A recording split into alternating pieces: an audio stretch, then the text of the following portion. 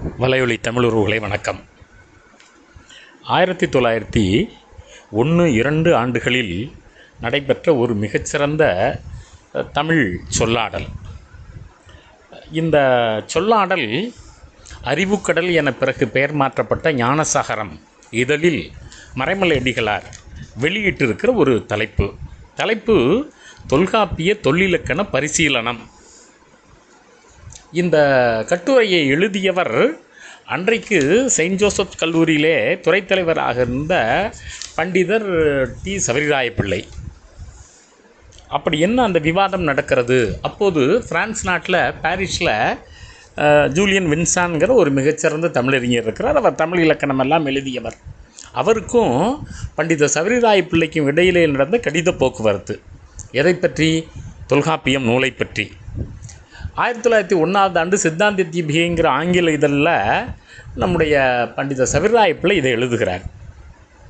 அது அப்படியே மறைமலை அடிகளார் அந்த கடிதத்தை எடுத்து, இது ஒரு மிகச்சிறந்த ஆய்வு, இது தமிழ் தொடர்பான அறிஞர்கள் அனைவரும் தெரிந்து கொள்ள வேண்டியது, எனவே இந்த விவாதத்தை நான் இங்கே பரிந்துரைக்கிறேன். தொல்காப்பியம் ஒரு முழுமுதல் தமிழ் இலக்கணம்ங்கிறது அனைவரும் அறிந்ததே. இடைச்சங்க காலத்தில் அரங்கேற்றப்பட்டது. கபாடபுரம் அப்போது இருந்த தமிழகத்துக்கு மையமாக கபாடபுரம் இருந்தது. தெற்கே தென்மதுரை, வடக்கே இப்போ இருக்க தமிழகம் இருந்தது என்பதை பற்றியெல்லாம் பண்டிதர் சபரிராயப்பிள்ளை அதில் விளக்கமாக எழுதுகிறார். அப்போது ஜூலியன் வின்சான் அவர்கள் ஒரு ஐயத்தை எழுப்புகிறார். என்ன ஐயம் அது? எழுத்ததிகாரம் சொல்லதிகாரம் என்கிற இரண்டிலும் இருக்கக்கூடிய 600 நூற்பாக்கள் மட்டும்தான் கிடைத்ததாகவும், பொருளதிகாரம் கிடைக்காமல் பாண்டிய மன்னன் பல நாடுகளுக்கும் தன்னுடைய ஏவலர்களை அனுப்பியதாகவும், எங்கும் கிடைக்கவில்லை என்ற காரணத்தினால அன்றைக்கு இருந்த இறைவனே அந்த 60 நூற்பாக்களை இறையனார் களவியல் உரை அனுப்பியதாகவும், அதுதான் பொருள் இலக்கணம் என அன்றைக்கு கொண்டதாகவும் ஒரு கதை இருக்கிறதே. அப்படியானால் தொல்காப்பியத்தில் அந்த இடைச்சர்கள் இருந்திருக்குமோங்கிற ஒரு ஐயத்தை அவர் எழுப்புகிறார். சம் டிஸ்பியூட்டட் பாயிண்ட்ஸ் அப்படின்னு தான் அந்த 2 பேரும் அவங்க அதை விவாதிக்கிறாங்க. அப்போது அவர்கள் சொல்லுகிறார்கள், இந்த மாதிரி நச்சினார்க்கனியரே ஒரு இடத்துல குறிப்பிடுகிறார், சீவக சிந்தாமணியில் கத்தியாருடைய பாடல்கள் நிறைய இடைச்சர்களாக இருக்கின்றனன்னு குறிப்பிடுகிறார். ஆகையினால் தொல்காப்பியத்திலும் இடைச்சர்கள் இருக்குமோ அப்படிங்கிற ஐயத்தை ஜூலியன் வின்சான் அவர்கள் எழுப்புகிறார்கள். அதற்கு மறுப்பு எழுதுகிறார் பண்டிதர் சபரிராயப்பிள்ளை. அதற்கெல்லாம் வாய்ப்பில்லை, இங்கே கல்லாடனார் உரை இருக்கிறது, சேனாவரையர் உரை இருக்கிறது, இளம்பூர்னர் உரை இருக்கிறது, அப்படி என்றால் அவர்களெல்லாம் குறிப்பிட்டிருப்பார்கள். அதற்கெல்லாம் வாய்ப்பில்லை என எழுதுகிற போது இருவருக்கும் அந்த விவாதம் தொடர்ந்து செல்லுகிறது. அப்படி விவாதம் தொடர்ந்து செல்லுகிற போது இந்த அதங்கொண்டாசான் எழுதிய இந்த சிறப்பு பாயிரம் என்பதே சரியில்லை என்கிற ஒரு விவாதத்தை பண்டிதர் சபரிராயப்பிள்ளையும் வைக்கிறார். இது பிற்காலத்தில் யாரோ எழுதி சேர்த்தது. இதில் ஒன்றை நான் நுட்பமாக கவனிக்க வேண்டும் நண்பர்களே. சிவஞான முனிவரும் சரி, நம்முடைய சதாசிவ பண்டாரத்தாரும் சரி, தொல்காப்பிய பொதுப்பாயிரம் என்கிற ஒன்றை பற்றி குறிப்பிடுகிறார்கள். அதில் மாணவர் இலக்கணம், கற்பித்தல் இலக்கணம், ஆசிரியர் இலக்கணம், நூல் இலக்கணம் போன்ற இலக்கணங்கள் எல்லாம் இடைபெறுகின்றன. ஆனால் அதை யாரும் தொல்காப்பியத்தோடு சேர்த்து பதிப்பிப்பதில்லை. எதற்காக இந்த சிறப்பு பாயிரத்தை மட்டும் சேர்த்து பதிப்பிக்கிறார்கள் என்கிற ஐயமும் கூட இருக்கிறது. அதுவும் இன்றைக்கும் கூட ஒரு வினாவாகவே நம்மால் எழுப்பப்படுகிறது. ஏன்னா வடவேங்கரம்ங்கிற அந்த எல்லையெல்லாம் சரியாக இருக்க முடியாது. வடவரை குணாது வடக்கு பெருமழங்கல் இருந்த அந்த தன்மையெல்லாம் நம்ம நுட்பமாக கணிக்கிறோம் சங்க இலக்கியத்திலேயே. சங்க இலக்கியத்து மூத்த தொல்காப்பியத்தில் இப்படி இருந்திருப்பதற்கான வாய்ப்பு இல்லை என்பதையும் கூட நான் நுட்பமாக கவனிக்கிறோம் நண்பர்களே. அப்போ இந்த விவாதத்தில் பண்டித சபரிராயப்பிள்ளை பல்வேறு நுட்பங்களை நமக்கு சொல்லிவிட்டு செல்கிறார். சாதாரணமாக வடமொழியில் தான் பெருமையாக கருதுவார்கள் இடைச்சர்கள் நாளும் வேண்டும் என்பது வடமொழியாளர்களுடைய கருத்து. அதை ஜூலியன் வின்சான் அவர்களும் ஏற்றுக்கொள்கிறார். நீங்கள் வடமொழி மாக்கள் என்றும் தமிழ் மக்கள் என்றும் குறிப்பிடுகிறீர்கள், அது உண்மைதான். அது எப்படி ஒரு மூல நூலில் இடைச்சர்களை பலவற்றையும் நாம் ஏற்றுக்கொள்ள முடியாது என்று ஜூலியன் வின்சான் அவர்களும் அதை வழிமொழிவதை நாம் கவனிக்கிறோம். அதை போலவே இந்த பிரம்ம சத்திரிய வைசிய சூத்திர என்பதெல்லாம் வாய்ப்பே இல்லை. இன்னும் நுட்பமாக பண்டிதர் சபரிராயப்பிள்ளை எழுதுகிறார் நண்பர்களே. தமிழ் அந்தணர்கள் வேறு, ஆரியர்கள் வேறு. ஆரியர்கள் இங்கு புகுவதற்கு முன்னரே தொல்காப்பியம் எழுதப்பட்டது. இந்த அரசன பார்ப்பன பக்கம் இதெல்லாம் பிற்கால இடைச்சர்கள் அப்படிங்கிறதையும் ஏற்றுக்கொள்கிறார் பண்டிதர் சபரிராயப்பிள்ளை. இதை நாம் மிக நுட்பமாக கவனிக்க வேண்டும் நண்பர்களே. தற்காலத்தில் நம்முடைய பேரறிஞர் மருதநாயகம் அவர்கள் செம்பதிப்பு வெளியிட்டிருக்கிறார்கள். அந்த செம்பதிப்பில் வெளியிடுகிற போது பல்வேறு நுட்பமான கருத்துக்களை குறிப்பிடுகிறார்கள். நம்ம வெள்ளைவார்னர், அதே போல் இலக்குவனார் என்னிடம் கூட ஒரு முறை விவாதித்த போது செம்மொழி நிறுவன இயக்குனர் அவர்கள் ஒரு நேர்முக தேர்வில் கேட்டார், உங்கள் கருத்து என்னன்னு. நான் கூட அப்போ கொஞ்சம் தயங்கினேன்.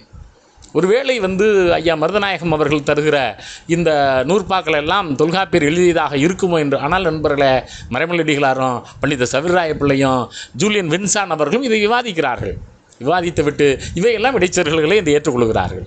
அப்படியானால் நண்பர்களே, இன்றைக்கு 1610 1572 நூற்பாக்கள் என வந்திருக்கிற செம்பதிப்பு தான் சரியான செம்பதிப்பு என்பதற்கு இந்த மறைமலடிகளாருடைய இந்த ஞானசாகரத்தில் இடம்பெற்றிருக்கிற இந்த கட்டுரை நமக்கு மேலும் வலு சேர்ப்பதாக இருக்கிறது.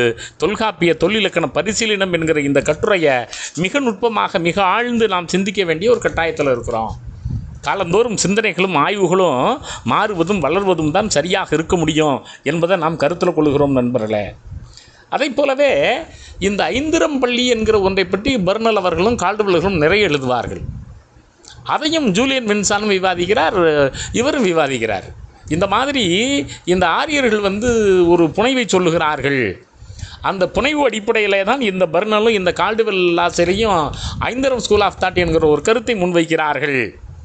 அதற்கும் இதற்கும் தொடர்பில்லை என்று நுட்பமாக சொல்லிவிட்டு, இது தென்னாடு அழிவதற்கு முன்னாலே அல்லது குமரிக்கண்டம் அழிவதற்கு முன்னாலே அங்கே கபாடபுரத்தில் அரங்கேற்றப்பட்ட நூலில் இந்த மாதிரியான செய்திகள்லாம் இருந்திருக்கிற வாய்ப்பில்லை என்பது 1901 பண்டித சவிராய பிள்ளை எழுதுகிறார். அதை மறைமலடிகளார் சொல்லுகிறார். இந்த ஒரு கட்டுரை மட்டுமில்லை, பண்டித சவிராய பிள்ளை வீடுகளில் எல்லா கட்டுரையுமே என்கிறார். நண்பர்கள், இதில் இன்னும் நம்ம நுட்பமாக கவனிக்கிறோம். ஸ்கூல்ஸ் போன்ற ஐரோப்பியர்கள் இந்தியன் ஆன்டிகுவரி என்ற ஒரு பத்திரிகை நடத்தினார்கள். அப்புறம் எபிகிராஃபிக்கா இண்டிகா நடத்தினார்கள்.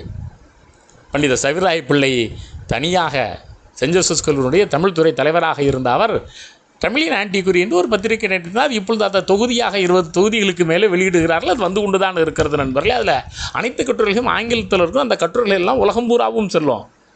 இது எல்லோரும் அறிந்த ஒரு செய்தி தான். ஆனால் அந்த கட்டுரைகள் எல்லாம் இந்த இடம்பெற்றிருக்கிற இந்த விவாதம் இருக்கிறதே மிக நுட்பமாக நம்மை சிந்திக்க வைக்கிறது. அதனால்தான் மறைமலடிகளார்கள் இதை ரொம்ப தெளிவாக இந்த கட்டுரையை எடுத்து தன்னுடைய அந்த ஞானசாகரத்தில் வெளியிடுறது மட்டுமில்லை, இது அனைவரும் விவாதிக்க வேண்டியது என்று ஒன்றும் குறிப்பிடுகிறார். இதை நாம் நுட்பமாக கவனிக்கிறோம்.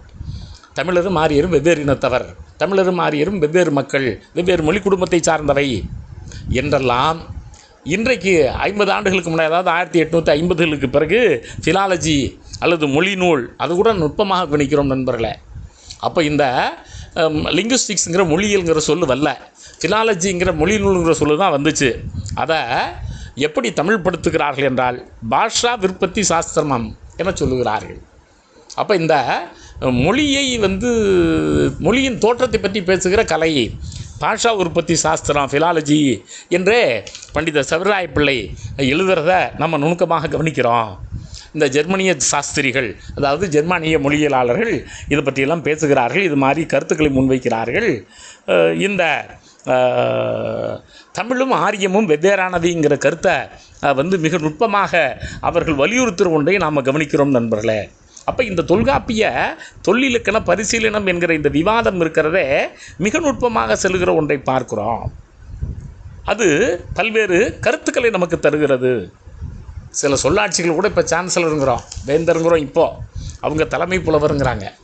1901 அந்த இடைச்சங்கத்தினுடைய தலைமை புலவர் சான்சலர் என்றெல்லாம் தமிழ்படுத்துகிற ஜூலியன் வின்சானும் இவரும் தமிழ்படுத்துகிற அந்த தன்மையை நுட்பமாக கவனிக்கிறோம். அப்போ நண்பர்களே, அறிவுக்கடல்ங்கிற ஞானசாகரம் இதழ், தமிழின் ஆன்டிகுவரி நடத்திய பேரறிஞர் சவிராய பிள்ளை, அந்த அறிவுக்கடல் ஞானசாரம் நடத்திய மறைமலடிகளார், பிரான்ஸ் நாட்டில் இருந்த மிகச்சிறந்த தமிழ் இலக்கண மொழியியலராக விளங்கிய ஜூலியன் வின்சான், இப்படி பெரிய அறிஞர்களாலே இந்த தொல்காப்பியம் பற்றி ஒரு விவாதம் சென்றிருக்கிறது.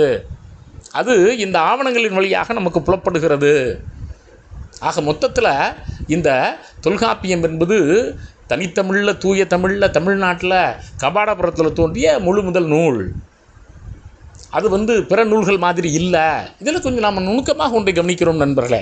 பல நேரங்களில் இவர்கள் சில சொல்லாட்சிகளிலேயே நம்மை கவிழ்த்து விடுவார்கள். இப்போ காளிதாசன் ருது சம்ஹாரம்னு ஒரு காவியம் எழுதியிருக்கிறார் என்றார்கள். சதாசிவையர் அதை தமிழில் மொழிபெயர்த்திருக்கிறார் 1950. அதனுடைய முன்னுரையை படித்தோம்னா ருதுசம்ஹாரம் தி பொயம்னு தான் சொல்கிறாங்க. அப்போ இதை ஒரு பாட்டுன்னு தான் சொல்கிறாங்க. அப்போ ஒரு கிட்டத்தட்ட ஒரு 70 கவிதைகள் 70 செய்யுள்கள் இருக்கிற அல்லது ஒரு 200 வரிகள் இருக்கிற ஒரு பாட்டு. அது 200 வரிகள் இருக்கிற ஒரு பாட்டை வந்து தமிழில் சொல்லுகிற போது காவியம் என்றும், ஆங்கிலத்தில் சொல்லுகிற போது இந்த அதையே வந்து ஒரு சீசன் பொயம் என்றும் சொல்லுகிற ஒரு தன்மையை பார்க்குறோம். அப்போ இந்த collection of season, poem of the collection of season என்று ஆங்கிலத்தில் சொல்லிவிட்டு தமிழில் ருதுசம்ஹார காவியம் என்கிறார்கள். நாம் காவியம்னு சொன்னேனே அது என்னமோ 10,500 பாடல் இருக்குன்னு நினச்சிக்கிட்டு இருப்போம், அல்லது பல காண்டங்கள் இருக்குன்னு நினச்சிக்கிட்டு இருப்போம். அப்போ சில 10 பாடல்களையே காவியம் என சொல்லுவதும், ஆங்கிலத்தில் பொயம் என சொல்லுவதும், இதையெல்லாம் நாம் மிக நுட்பமாக கவனிக்கிறோம். அப்போ தமிழிலிருந்து எடுக்கப்பட்ட அந்த பருவங்கள் தான் அங்கே ருதுசம்ஹாரமாக போயிருக்கின்றன. அதனால தான் ஐயா மருதநாயகம் போன்றவர்கள் இது வந்து அங்கே தமிழில் சிலப்பதிகாரத்தில் ஊர்கான் காதையில் இருக்கக்கூடிய ஒரு 2-3 பாடலை தான் அங்கே கொண்டு போயிருக்கார் காளிதாசன் தெளிவாக சொல்லுவார். அதையே தான் நம்முடைய தனிநாடிகளார்ட்டையும் பார்க்குறோம். நீங்கள் தமிழில் பார்த்தீங்கன்னா எவ்வளவு ஆயிரக்கணக்கான அந்த பாடல்கள், அந்த பருவங்களை பற்றிய பாடல்கள் இடம்பெற்றிருக்கின்றன செவ்வியல் காலத்தில் என்பது ஒப்பிடுகிற போது இது அருகில் கூட வர முடியாது. அப்படித்தான் நண்பர்களே இந்த தொல்காப்பியத்தை பற்றிய சிந்தனைகள் வந்து இடைக்காலத்தில் இடைச்சர்களாக நிறைய சேர்க்கப்பட்டிருக்கின்றன. அதை களைந்து இப்போது அறிஞர் மருதநாயகம் ஐயா அவர்கள் வெளியிட்டிருக்கிற செம்பதிப்பு தமிழர்கள் கொண்டாட வேண்டிய ஒன்று. நன்றி நண்பர்களே.